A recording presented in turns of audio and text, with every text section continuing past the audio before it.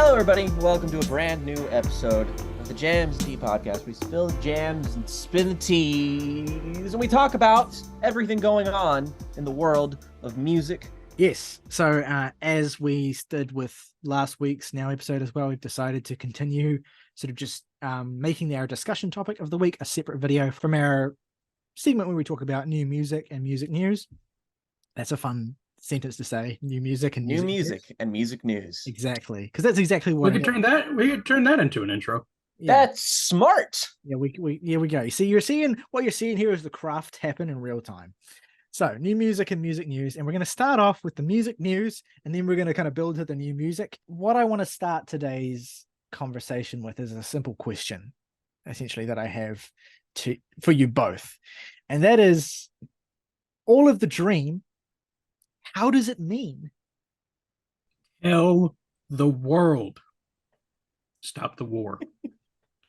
Boom. Sex. I'm wanting more. Have a body, feel the groove.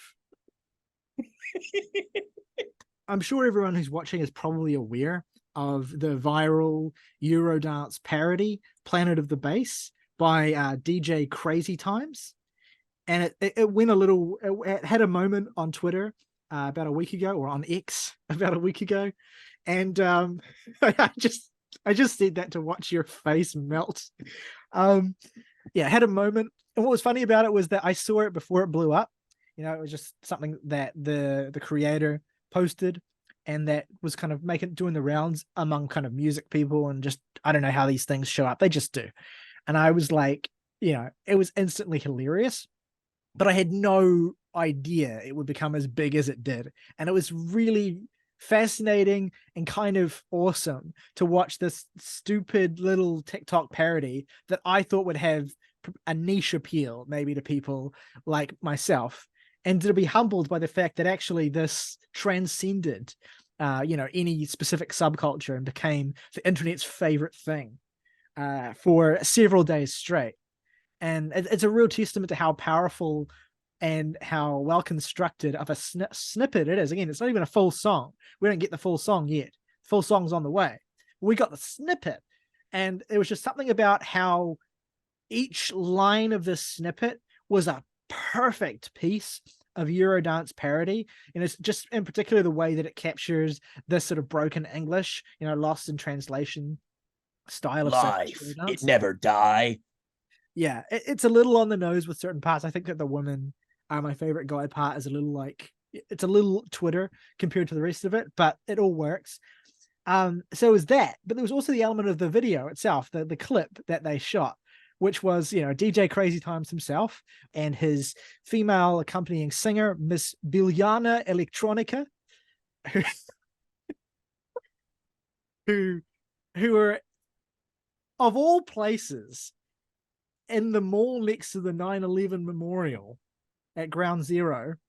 Is that where it was? Did you miss that part of the discourse? That was a whole thing for a day, was people going like, absolutely missed that. It was shot at the fucking Ground Zero mall. I think that makes it more monumental. To the extent that Mr. Look, if you take issue with that, the greater crux of the issue is this: why is there a mall there? Yeah, I mean, what's funny is no one was taking issue with that. People found it hilarious, but the mall itself and Ground Zero did take issue with it, to the extent that I believe Mr. Crazy Times himself is now banned permanently from that location. No more 9/11 mall. And maybe in some part contributed to the recent, again, just hilariously on the nose continuation of this meme with a redux version of the song, which is the exact same song, but a new video clip shot in Zagreb, Croatia, with a comparatively lifeless and stiff replacement for Biljana Electronica that set the internet ablaze. Look, zero riz in that new girl. The fact that this joke has had the mileage to carry across an entire week of Twitter, which at this particular point in history just cycles through, flavors of the day, flavors of what would have been a flavor of the week, years ago is now a flavor of the day. And we just move, at hyper speed basically, but Planet of the Bass has persisted. It sparked all kinds of questions in the music community of music journalism and music criticism of what it means for the the current cultural relevance of Eurodance. Is this going to herald a return? This feels like it felt a little bit auspicious as well, conveniently timed, post Barbie, we had, revisionist takes on Aqua's Barbie Girl. Todd in the Shadow did a video on it as well, but a lot of people were just talking about that in general. And it feels like, that aspect of Eurodance where it's this kind of like an entirely broken attempt to appeal to kind of a Western audience that for some reason, just the way that our minds are wired in the current era is like really well attuned to our sense of humor. And to the point where if you go back and revisit any number of Eurodance crossover hits from random Swedish or Lithuanian artists in the 90s, they're like so funny now. Like they're hysterical to look back on. And whereas at the time they were just annoying, and all people would do would be to talk about how annoying they were. So it's funny how that's, time has circled around to a kind of reappraisal of that style. So we'll see what happens in the wake of this. I'm very curious to hear the full song itself. It feels like at this point, nothing can live up to what this snippet that we have. I mean, again, every single line in this is just, it hits the mark of this particular tone of parody just so well that I would be amazed if the full song embellishes it in a way that makes people prefer to listen to the full song over there. But that's the thing as well. It's not about the song. It's about the song and the clip. It's about watching Biljana Electronica, just so charismatically dancing in that mall, as well as seeing DJ Crazy Times himself doing the ad libs, standing behind her. Let's go, everybody, go! And of course, my favorite part of the whole clip: electric, electric, electric. Everybody move, man. I love too how it's also eclipsed both the Barbie and Oppenheimer phenomenon, and how it's that whole like the Aqua Barbie revisionism, and also I've seen these like the lyrics set to memes from Oppenheimer. Like particularly my favorite is the sex I'm wanting more, and it's a little picture of Florence Pugh and Cillian Murphy, and then it's tell the world stop the war, and it's like the picture of like him in the proceeding in the courtroom. It's it's flawless, perfect. And I think you could read Planet of the Bass as like a continuation of Barbenheimer. Barbie, it's got that obvious connection, that kind of fake plastic 90s aesthetic thing, and then the video being set at fucking ground zero, the site of one of the greatest sort of tragedies and losses of life in modern history, gives it the Oppenheimer connection. So seeing the vision, poetry. The genuinely beautiful thing about this song is that it was, it was obviously made to be what it is, but like the way it was received was like, it was like without an ounce of cynicism. Like I feel like on Twitter, like the people I follow are so like jaded and cynical that like everybody should have like seen this as like a deliberate attempt to pander to the audience that it ended up appealing to, and everybody just didn't care and embraced it because it was so much fun and like actually kind of danceable. So that I feel like that's the miracle of it, is that it's like nobody cares about the actual intent of the creation because the end product is just so illustriously perfect. I feel like if we continue to talk about it anymore, we risk, robbing it of its magic entirely. But we just had to acknowledge it as one of the musical events of the year in a way. I mean, it hasn't been a lot of... This clip, not even the whole song, is one of the best songs of the year purely for this moment that it is captured. Yeah. I feel like this is like the one moment. It's interesting because this is like the one moment where it feels like TikTok culture has just collided with our specific aesthetics and interests in a way that's completely sold us. Yep. This is the future is going to be, TikTok, and we're going to increasingly in a year's time, Jams and Tea Now is going to be talking about the latest TikToks for 20 minutes. That's so dystopian. We need to move on. Something that I find equally funny, and I don't want to say, and I say that while also wanting to acknowledge the real tangible human suffering that exists at the root of it, is that something that's happened with one of the biggest pop stars of the moment, the last several years, Miss Lizzo, Lizzo, Elizabeth, Flute Lizzo. She's cancelled. She's gone. She's out of here, apparently. So what's happened was Lizzo was cancelled this week. Sorry, I just, as I was saying that, I was imagining like the comic strip meme where the guy's like tearing off the calendar and it's 1984 while his wife's saying Lizzo was cancelled. Lizzo's canceled this week. Where were you when Lizzo was cancelled? 20 years from now, we're gonna be in traffic and we're gonna remember where we were when we found out that Lizzo was cancelled for fat shaming and sexual harassment. It was a story that felt it felt too surreal to be real. And there was this, we've had a lot of cancellations, a lot of allegations come to light. It's a regular thing now in our culture, but seldom does it kind of discombobulate people as much as this did initially. And again, I want to acknowledge that the people who were harassed by Lizzo and treated really poorly in the context of an employer-employee situation as well, that's real suffering, and that's not okay. So I want to put that out there so that I can move on. It's supremely fucked up. Supremely fucked up. Like we do not want to make light of that situation, but it is incredibly funny that a ebullient voice of positivity in every respect, Lizzo, is the boss from hell. It's it turns out that the Lydia Tarification of Lizzo. It turns out that she's Sam Jackson from Django Unchained. Just like Lizzo. Okay, imagine your boss takes you to a fucking, exotic nightclub or whatever and forces you to touch the genitalia of the performers. Or it's even funnier than that. It's eat bananas that have been placed into the genitals of the performers. So that's I don't like a normal banana. That's a horrible situation to be in. But it's Lizzo doing it as well. That's the thing. You've got to... It's like finding out that Fred Rogers is a serial killer. It's like, well, fucking what? It's not quite that extreme, because here's the thing about Lizzo is, while she's always been a voice for body positivity and that kind of thing, without wanting to say like, oh, I saw this coming, I was always ahead of the curve, because I wasn't. I didn't see this coming. But you have to admit, Lizzo's always had kind of, extreme vibes in a certain sense, like maybe she's compensating for something with all of the positivity. Well, yeah, not even just that, just in the sense that she's so intense about it.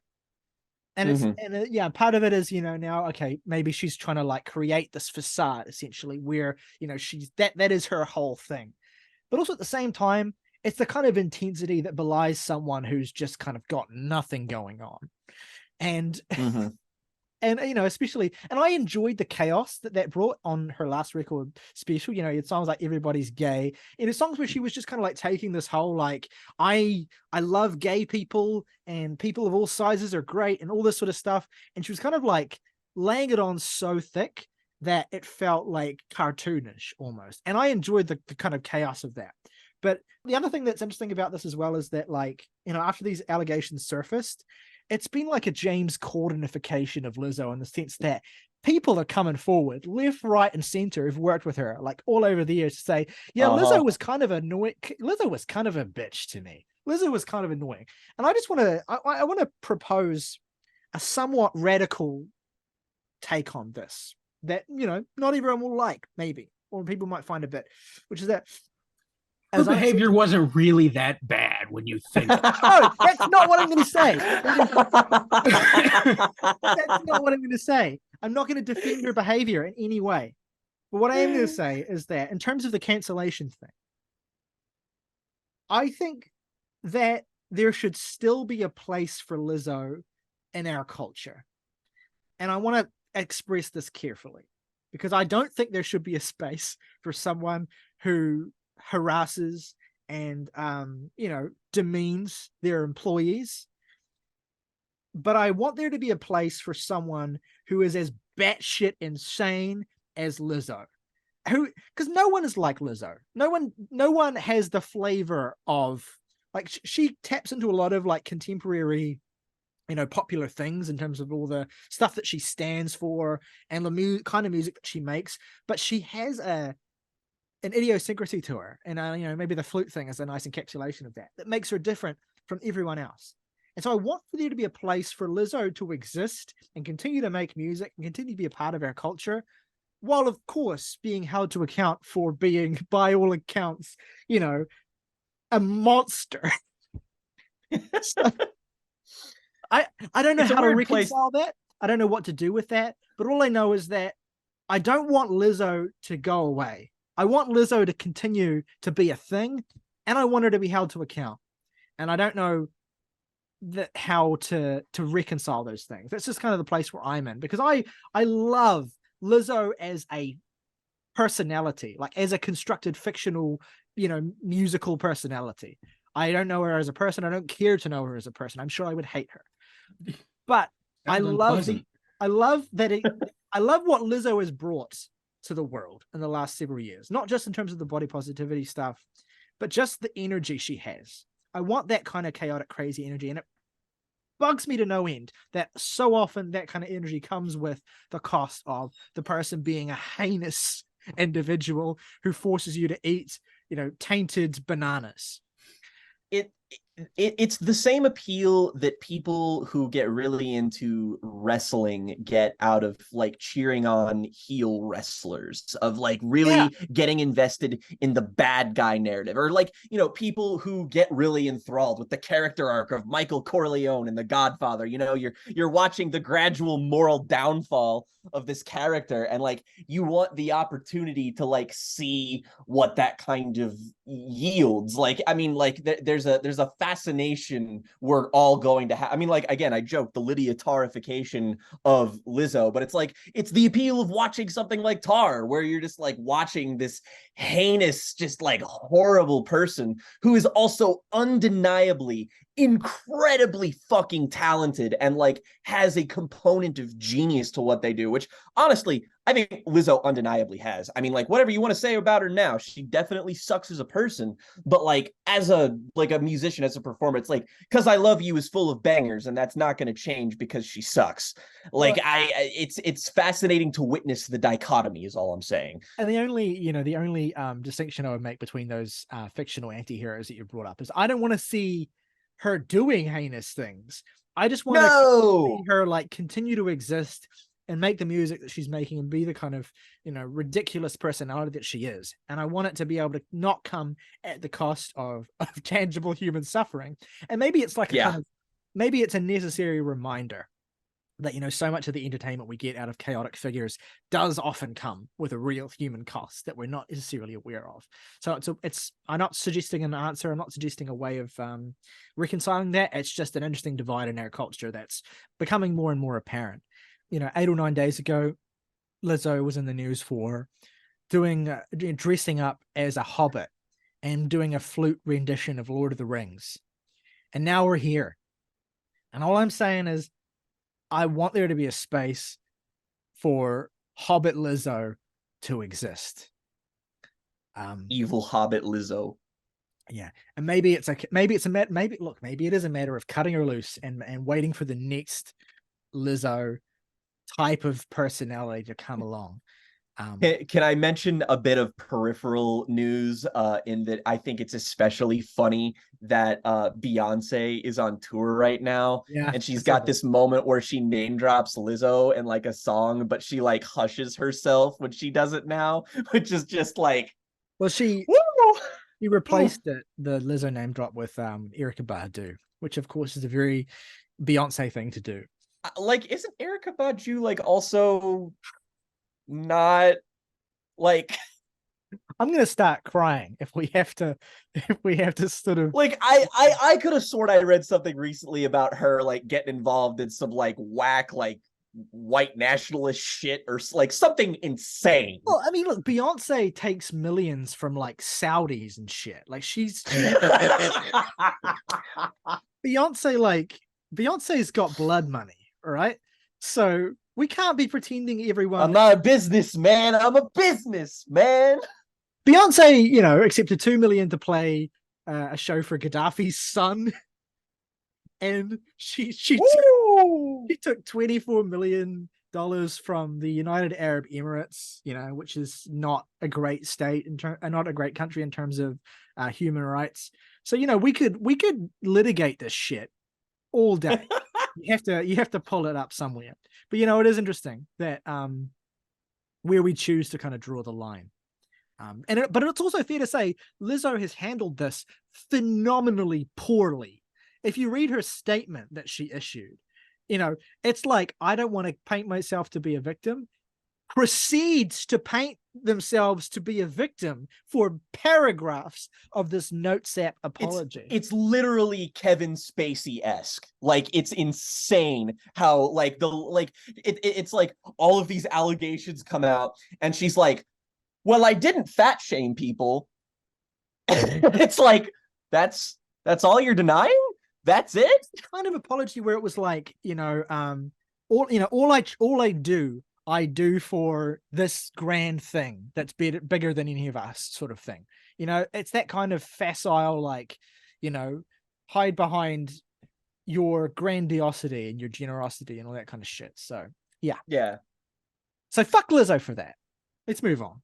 I want to acknowledge, and again, this is blowing a little bit of smoke up our own asses here, but we did get a lovely comment and then a tweet endorsement from emo band of the moment, Home Is Where, who enjoyed our review of their new album, The Wailer, and even like tweeted us that they would, when they if they ever do a 10th anniversary reissue, the liner notes will just be like a transcript of our video. We've had some, we've been acknowledged by artists that we've talked about before, but this is one of the first times where it's like, the artist is of a certain level that Home Is Where is at. They're very culturally relevant, and they're a great band, and like their comment is like, meaningfully engaging with the substance of what we had the closest interpretation of the album that they had seen thus far, which honestly, kind of meant a lot to us. That was insane to read, frankly. That was crazy.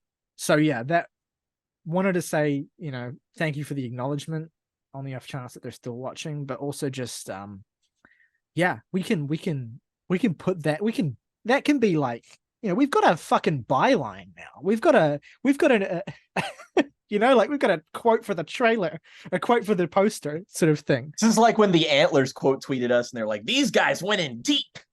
We were like, yeah, we did. I want to acknowledge that a band that we reviewed in 2021, in fact, an album that we were very positive on, Injury Reserve's last album, By the Time We Get to Phoenix, which of course was an album that was made both pre and post the death of core member of the trio, Stephen J. Groggs. It was a great album. And we've learned that the two remaining members of Injury Reserve, Richie with a T and Parker Corey, that's it. My brain was going Parker Posey over and over again. I'm like, that's not the person. Parker Corey and Richie with a T have formally announced a new project, which is called By Storm, taking its name from the closing track on that last Injury Reserve album. And they released a new song called Double Trio, which is, it seems by all accounts that Injury Reserve are continuing their foray into truly avant-garde hip-hop, if I can even call it that. It's just avant-garde music in general. Big single that really lit certain corners of the internet on fire, basically, and has us really, really excited for whatever's going to be next from them. So I just wanted to shout that out. We have some notable shoegaze revivals from two bands in particular who are very different from very different generations and iterations of shoegaze, but nonetheless that we're very excited about. Drop 19s and Candy Claws. Jake, do you want to kind of take it from here on these bands?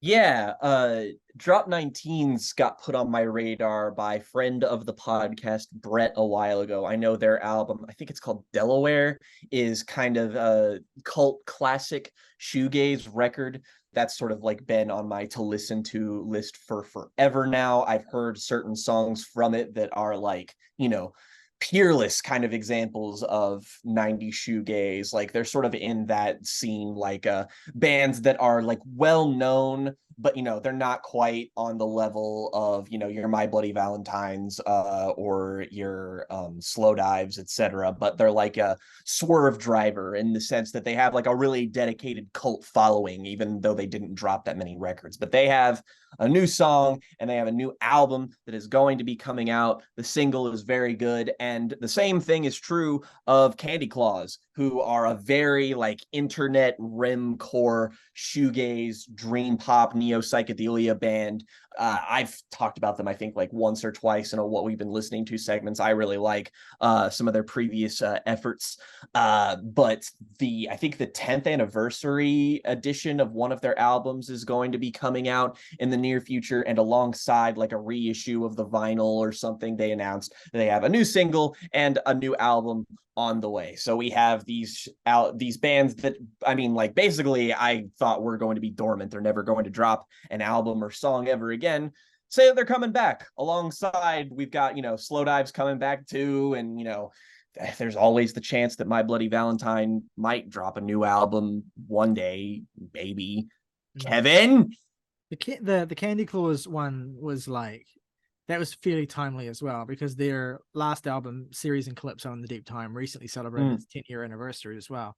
And that feels like one of those records that was sort of, at the time it was released, kind of taken as an extension of the remnants of chill wave and that kind of late 2000s, early 2010s variant of dream pop that was kind of encapsulated by bands like Washed Out and Waves and all that sort of thing, but of course taken in a more psychedelic direction by Candy Claws. And so to have them back just as that record is celebrating that milestone is really, really timely. And I wasn't familiar with Drop 19s as well, but they feel like a band I'd really, really be into. And I also just really love, I think the album cover of Delaware is super arresting. It's just this girl who has this kind of indescribable look in her eyes, standing in front of a barbershop and holding a revolver in her hand. And it's just like, that's a really evocative image that I love. Oh yeah. So I'm going to listen to that album for sure. So that's really, really exciting. Also, in terms of comebacks, we have a new album from one-time one-hit wonder band Semisonic coming forth. They're returning. And the new album features contributions from none other than Mr. Jason Isbell himself and Jim James. Really? For My Morning Jacket as well. Two musicians I love. A lot of people don't realize this, but the front man of Semisonic, of course, the band best known for the eternal banger Closing Time. I guess banger depending on how you feel about that song. I love it. But the amazing song. Disagree, you're wrong. Yeah. But a lot of people don't realize that Dan Wilson, the front man of that band and the songwriter, has actually had an incredibly successful career writing songs for major artists. Like he wrote Adele's Someone Like You. He wrote the Dixie Chicks' Not Ready to Make Nice. He wrote Chris Stapleton's White Horse. He's had a number of hits over the years. He's worked fairly consistently with artists like Celine Dion, Mitski, and Taylor Swift as a songwriter. He's like had his fingers in a lot of pies over the years, and a lot of people don't realize that. And he says that his new record is inspired very heavily, if in spirit less so than music, by his deep resonance with Tom Petty. So we'll see how that turns out as well. Invoking Tom Petty and also having an Isbell feature feels like it's kind of, it's very James decoded core. So yeah, I'm really, really intrigued by this and looking forward to seeing how it turns out. I didn't know whether we should talk about this, but I wrote it down anyway, whether we should acknowledge Jason Aldean and Try That in a Small Town, which is hit recently, and also on a week where for the first time in Billboard Hot 100 history, the top 3 songs were all country songs. Of course, the other ones being one of the Morgan Wallen songs, Last Night or whatever, I can't remember which one it's called, and that Luke Combs cover of Tracy Chapman's Fast Car. Those how does it feel that those 3 are the biggest songs of the year so far, and it's more or less? I saw somebody speculate this week on Twitter, and is it like the reason this is happening is because it's like a direct reaction to the fact that we have a again, relatively left-leaning government in the United States. So we're having a mainstream artistic sort of push back against that with a little bit more right-leaning like music and catering to that kind of like crowd, perhaps, just because this legitimately feels like it came out of fucking nowhere. Well, yeah, it's a weird thing. So the song sucks. It's fucking awful. I was aware of it before it was huge because he has beef with Jason Isbell, although he doesn't really. It's more like Jason Isbell didn't like the song and just kept indulging the people in his mentions who were dragging him for it. And I don't really care about that enforced beef, but it did make me aware of it. And Aldine has played the plausible deniability card. It's not about conservatism. It's about, he's done the thing where he's like, it's actually about, the nature of small towns and, how everyone knows everyone. And it's, I wish he would lean further into that and just try and like music critic his way out of it. But it's a terrible song. I feel it is worth acknowledging that country is the biggest genre in the West right now in Western music. And it was hip hop for so long. I felt like it was hip hop for, like 6 or 7 years. And now it seems to be that hip hop, just in terms of, like the top popular culture, commercial stuff, hip hop is maybe falling way to country, which is a weird place for us to be in. I feel like we've been witnessing a sort of top level downfall in hip hop recently, and I'm gonna get more into this when we talk about the new Travis Scott album. But it feels like as the big artists who sort of defined hip hop in the 2010s are kind of aging, maybe kind of moving away from their peak, maybe sort of starting to rest on their laurels a little bit, and so much of the younger generation are frankly dying or just sort of getting caught up in just not quite having a certain level of translation for whatever reason to audiences.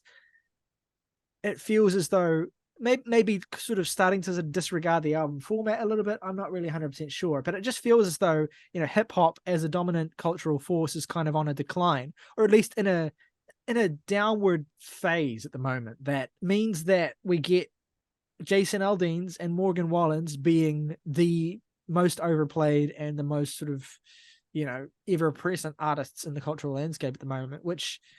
Although it is worth noting that Try That in a Small Town just saw one of the most precipitous drops in Billboard history from like number one to, I don't know, wherever the hell it landed, but it was far. Yeah. I do wonder, I like the political dimension that you mentioned, Jake, as well, whether it is just this kind of cultural push and pull, so much of the 2010s was the kind of Obama era. And even in the early Trump era, like so much of pop culture was kind of reacting against that. So I do wonder if maybe we're in an era where leftward leaning cultural shit basically is less inspiring and maybe more fatiguing than it ever has been towards people, regardless of their individual politics. Just, cultural leftism is kind of more exhausting and inescapable than it's ever been in certain ways. So, music and music culture has kind of reacted against that. I don't know. I'll leave that thought there and maybe pick up on it a little bit when we talk about Travis Scott. Let's talk about some albums. Let's talk about some records that we're not going to review in full, but that we want to shout out for various reasons.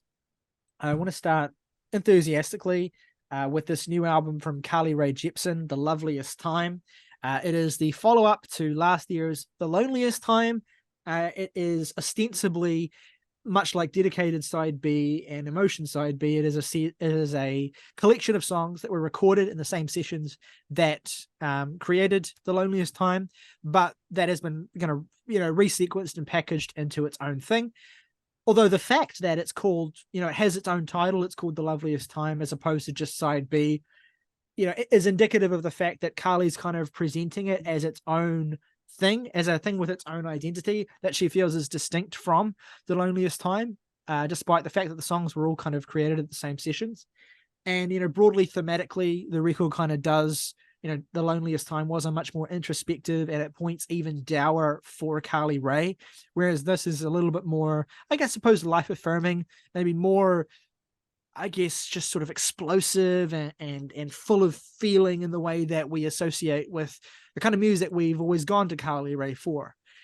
Jake, I know you've been enamored with this project throughout the week. Do you want to talk a little bit about why you think it works where some of Carly's more recent records maybe don't quite fully hit the mark? Carly has been somebody I'll admit, mildly frustrated with since Emotion, which, for the record, is a Jake Cannon 10 out of 10 album.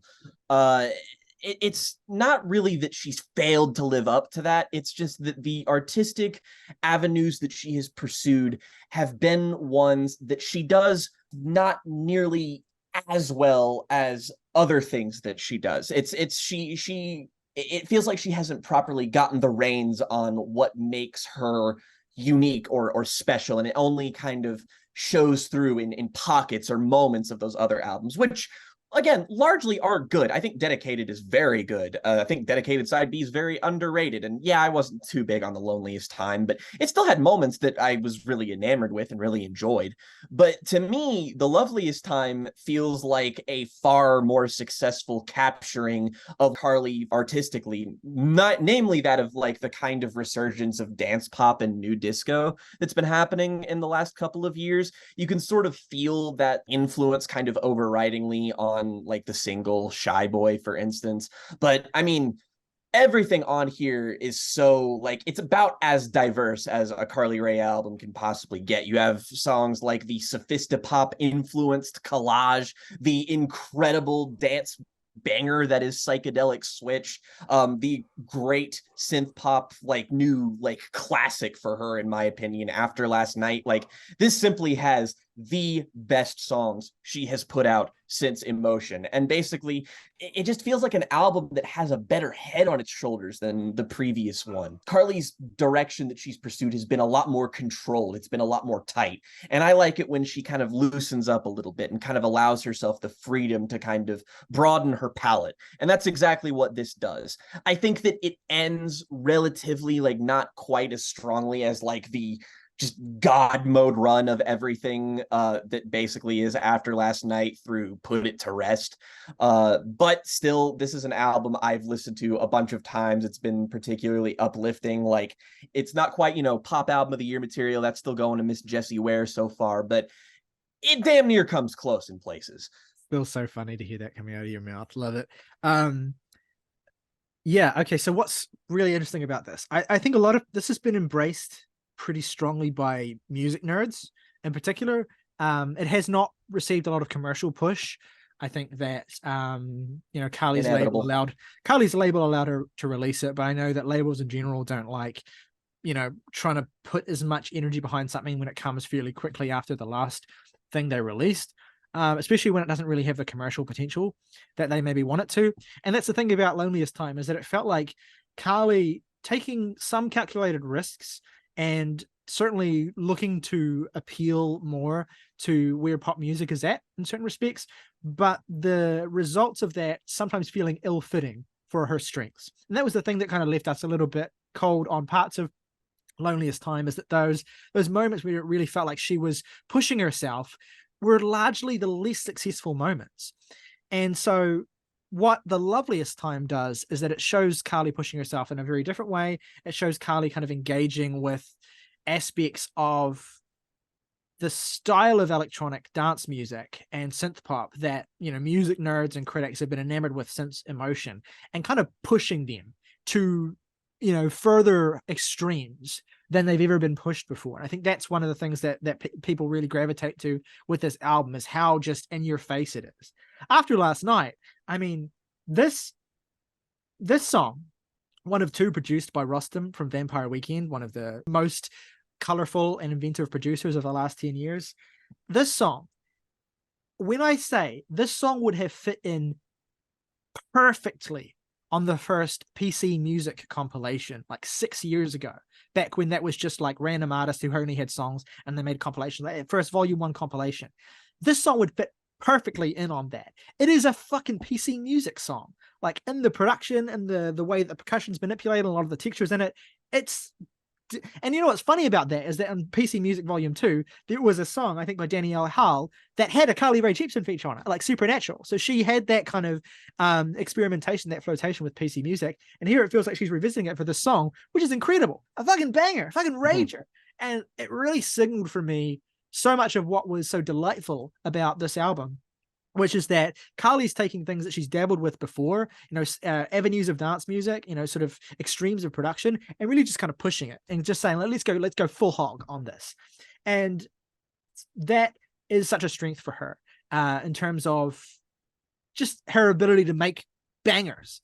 And, I think the record's versatility in its production, which is attributed to the fact that Carly, as she always does, is great at working with a number of different producers and really knowing how to channel their strengths and kind of, in this case, I think, give them room to just really express themselves in ways that are just more untethered. I think there's a lot of what really shines on this record is the production collaborations and the way that they just allow you to experience so many different avenues of what Carly can lend herself to. Collage, which you compared to Sophistopop, I think reminded me a lot of like Magdalena Bay, who I think are kind of bringing a little bit more of that sound, and Tame Impala to a certain extent as well. Like Currents era came through in that song. What I really, really liked, the other song produced by Rostam, Shadow, has this like brilliantly cut up percussive pattern played by Danielle Haim, of all things, that I absolutely love.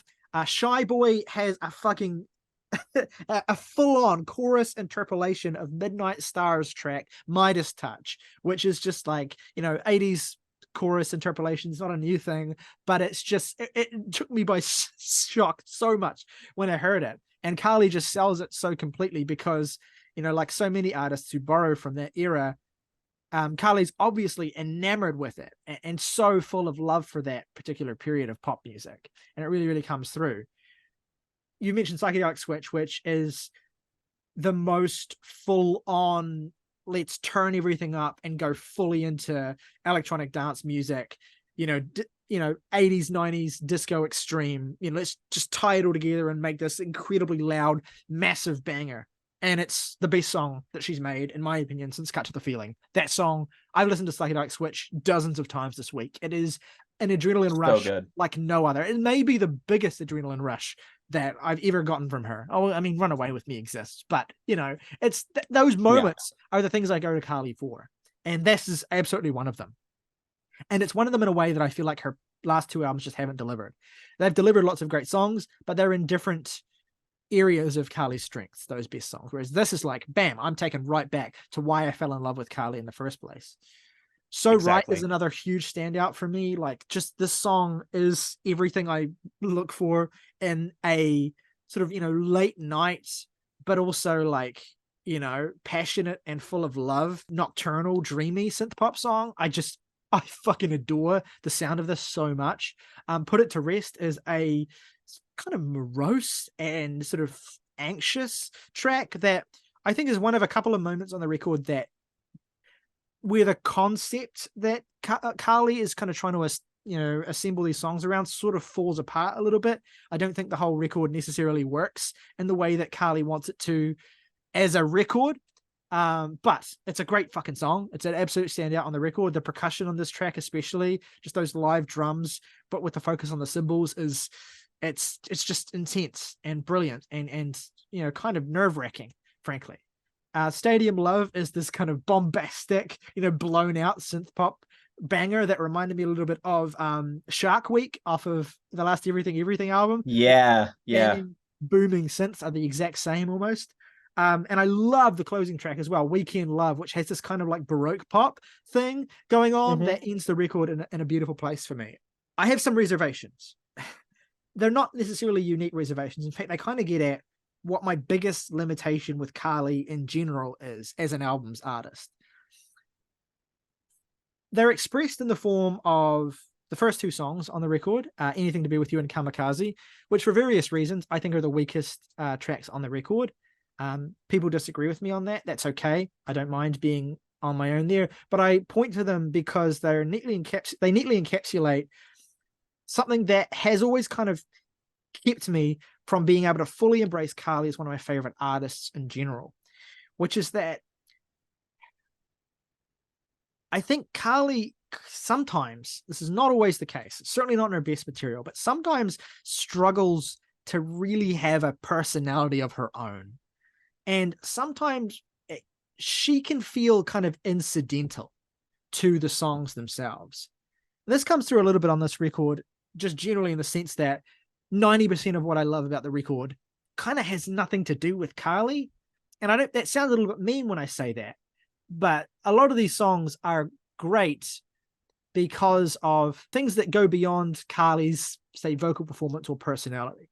Again, there are exceptions, moments like Psychedelic Switch and So Right and Shy Boy and After Last Night. Those are all great songs because they sound amazing. They do really, really cool things musically and production wise, and Carly sells them, and brings herself into them.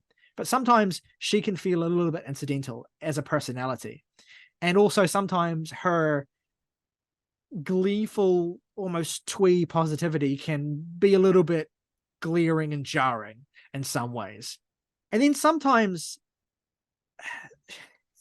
she can just be a little bit misguided conceptually. Like, I think that musically and production wise, song Kamikaze bangs, but also the whole lyrical concept of invoking the Japanese suicide pilots in World War II who were forced by their imperial leaders to, drive planes into ships and kill themselves.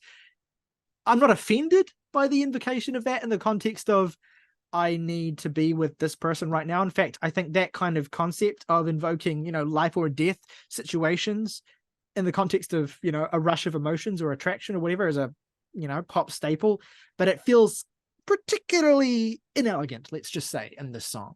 And that's the thing with Carly, is that sometimes she can be really clunky, and it can be affectionate because it can be endearing because sometimes she's clunky and it's a product of just her, unguarded expressiveness. And sometimes it's just a little bit like, maybe rethink this. So yeah, while I think this is a great record, more or less, it certainly has a lot of fucking banging songs on it. I do think that there's still some chinks in Carly's persona and in the way that Carly kind of applies herself to the record that could be smoothed over a little bit more, but it's not enough to derail it entirely. This is just more, I guess, of an excuse for me to talk about an aspect of Carly maybe I haven't quite been able to nail down before now. But of course, she's one of the big pop girlies, alt pop girlies that we love, so we're going to be their day one for anything in the future. And Psychedelic Switch is top 10 songs of the year for me.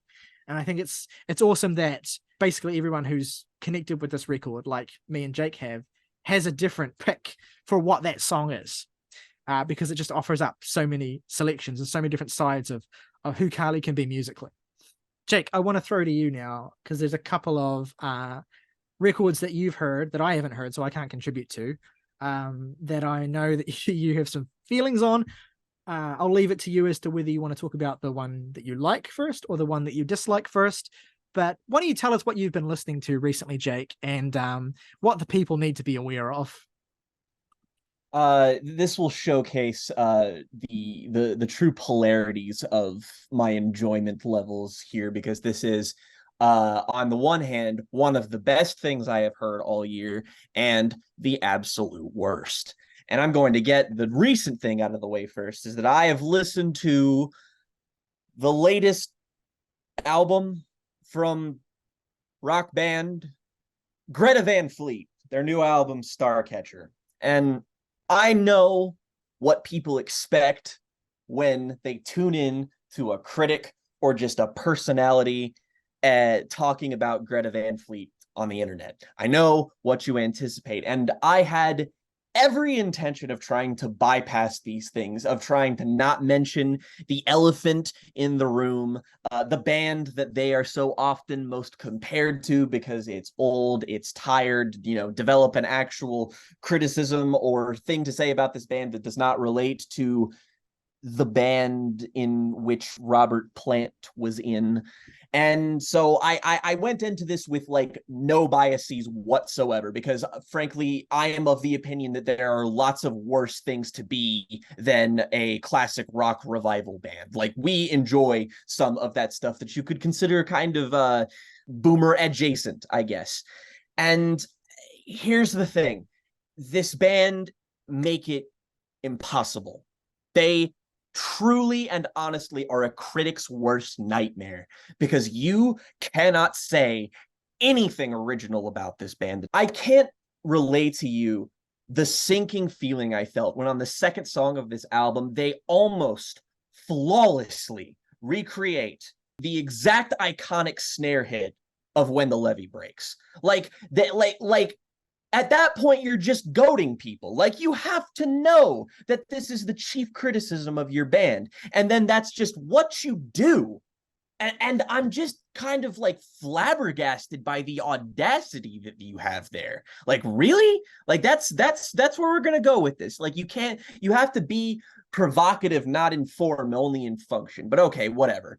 The real problem I have with this is that it's not that it's a basically flawless recreation of lost Led Zeppelin B-sides and early Rush too, occasionally. It's that, to paraphrase our friend Zach from the First Watch podcast when I was on there last year, my real problem with this is, can you clear Snakes and Arrows? Can you clear Caress of Steel? Because I don't think you can. This album possesses nothing that is interesting to listen to. August talked with me about this record when we listened to it together last night, in that it feels like every single lyric here is like all of them are just 70s rock auto-generated shit. Like, it's all about, like the battle of whatever the fuck, or like it's just a bunch of classic rock cliches. I don't believe that any single human wrote these songs. I believe that they filled it in like it was Mad Libs, that they constructed music and that these all things were incidental. But okay, how's the actual music? It sounds like shit. I don't know how 50 years have passed since we had those classic in their prime Led Zeppelin albums that weren't even recorded with expensive equipment like Led Zeppelin 1 and 2, which sound rudimentary even by like the 70s standards. How do they sound better than this? Everything on here sounds muted. It sounds like everything is in the background and there's nothing in the foreground. The fucking lead vocalist of this band is excruciating to listen to when he hits his upper register. Like, whenever he goes for that really, really high-pitched sort of Robert Plant or Geddy Lee kind of, I hate it. It sounds fucking terrible. It's all squeaky cleaned up, like with this polish, but it's also drowned out by the murkiness of the mix. I don't like, what creative decision, like why did you choose to make your album sound like this? It's supposed to be this immediate classic bluesy rock thing with like some progressive flourishes, and you make it sound like demos. Like, what is the appeal of this at all? And like, I see people how like Haley Joel Osment in The Sixth Sense. I see people who say that hating this and saying, oh, it's good, like dad rock, it's enjoyable. These critics, it's not original, so they throw the baby out with the bathwater. And I feel a level of existential horror, this feedback loop of attempting to say something of value about this band or this music. And I like these people get, like, I've seen them on the internet. I've seen these people get indignant about critics and online music people being too harsh on this band and saying the same thing, that this is enjoyable, and how insanely unserious do you have to be to defend this band, freely admitting tacitly that you are choosing to spend 40 minutes of your time not listening to Led Zeppelin or Rush, like or even fucking Wolf Mother, but instead you are really admitting that you're listening to this hollow shell of that song, who, like, and again, it's not even that this band is a ripoff, it's that they don't even rip them off well. I would love if this was just a mediocre fucking rock album by this mediocre rock band, and they just did this sort of Led Zeppelin tribute thing, and I was like, you know what, it's fine, it's harmless. But it's like, this is an album that as a critic I find offensive because it gives me fucking nothing. It's a black fucking hole. This is as creative as a mirror. It just shows you something else, except it's not even like a clear mirror. It's a broken mirror, or it's a mirror with shit smeared on it. This is the worst fucking thing I've listened to all year. I hate this shit. Tell me how you really feel. Dookie mirror.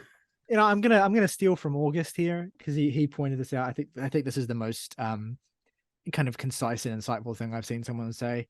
Is that, you know, you just have to look at the progression of Greta Van Fleet's artwork. You know, you had that sort of ostentatious faux prog, classical sort of arch landscape of colors and science fiction ephemera of their first album. And then you Anthem of the Peaceful Army, let me not forget the title. And then you had, of course, the Battle of Gardens Gate, which was like a black thing with a symbol on it. And then you just have this, which is like a cream wallpaper, or maybe like a close-up of a mountain of cocaine. I'm not sure. With the album title embossed on it, like the fucking Beach House Once Twice Melody album cover. The extent to which Greta Van Fleet are trying is really, really underlined, I think, by, you know, the progression of their artwork, basically. On the other side of things, I had, in an endeavor to go and listen to lots of critically acclaimed albums from 2013 that I might have missed because of our episode topic this week, mainly because I was a bit iffy in some of my picks for said topic, which is overrated albums from 2013. Tune into that when it pops up. But I was going to listen to some albums that were critically acclaimed to see if maybe I had a dissenting opinion. And of course, naturally, I ended up finding what I think is probably now one of my favorite albums of 2013, and generally, maybe one of my new favorite albums ever. That being a band that I was familiar with, but I didn't know I was familiar with them, in a story as like almost exactly parallel to how I kind of discovered that I was already familiar with the band Boards of Canada, in that there is a tangential connection to the anime Death Note in this story. But I listened to an album that turned 10 this week, which is Yoshu Fukushu by the band Maximum the Hormone. And in case you couldn't tell by the Japanese title, it is in fact a Japanese band, a rock alternative metal band. I'm not even going to begin to classify them because it does them a grave injustice, frankly. But I knew that this album looked interesting because its tags were alternative metal, pop punk, metalcore, Japanese hardcore, and Japanese rock. So I was like, okay, this sounds cool. I'll listen to this. I'm known for introducing and enjoying lots of Japanese music to my friends, so may as well. And holy fucking shit, this is so much fun. This is the most fun thing I've heard, maybe not even just this year, but in like literal fucking eons. If I had to describe it, I would put it like this, in that this is System of a Down, Jeff Rosenstock, Faith No More, and like sprinklings of like mathcore bands. Like, it has the spirit of like the off the wall nature of mathcore, and it is a blitzkrieg of fun. But it's never to the point where like these songs are, you know, beyond the pale, like way too weird. It's like, this is an alternative metal album that just fucking rocks for a solid hour, and it is a fucking blast. One of the best songs on here, the sixth song, F, I had actually heard before, didn't know that I had, because it was used in the memorable online sort of series Dragon Ball Z Abridged, which is just a song about how cool Frieza from Dragon Ball Z is, and it fucking slams. This is the band that also did the second intro to Death Note, if you are familiar with that song, which is like this completely ridiculous death metal parody song that I was like, wait a minute. Like, Connor came in and said, oh, I love their Death Note intro when I talked about listening to this album, and I was like, wait a minute, what do you mean their Death Note intro? And then I listened to it and I was like, oh my god, this is that band. And I am giddy when I am listening to this thing. Like, it is nothing but obviously excellent musicianship the whole way through. It's an absolute blast. It's catchy as all hell. Like, again, that pop punk and Jeff Rosenstock kind of influence it kind of decorates lots of the album, but it also has enough of that like hardcore System of a Down sort of like slat bass funky shit that's properly on here. It is absolutely amazing. This is easily one of the best albums of 2013. I hit this with a 10 last night just because I have been listening to it so consistently all week, and it's just impenetrably perfect in my eyes.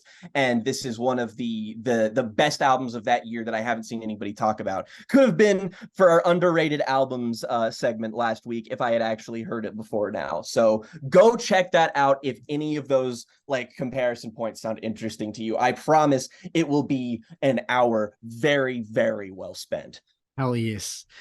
That brings us to the end of this episode of Jams and Tea Now. Let us know what you've been listening to, and let us know what you think of the new music and music news that we've talked about this week.